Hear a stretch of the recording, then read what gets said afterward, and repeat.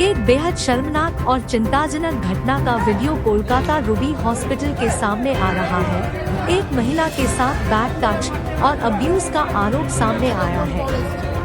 Video में साफ देखा जा सकता है कि रेड टी शर्ट पे अक्यूज्ड को पब्लिक ने पकड़ रखा है और मार रही है, जिसके बाद अक्यूज्ड नशे की हालत में हिल रहा है। पब्लिक का गुस्सा और नाराजगी देखने को मिल रही है।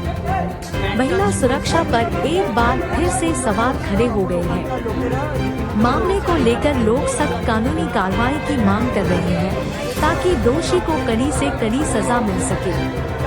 पुलिस और संबंधित अधिकारियों से जांच और एक्शन की उम्मीद की जा रही है।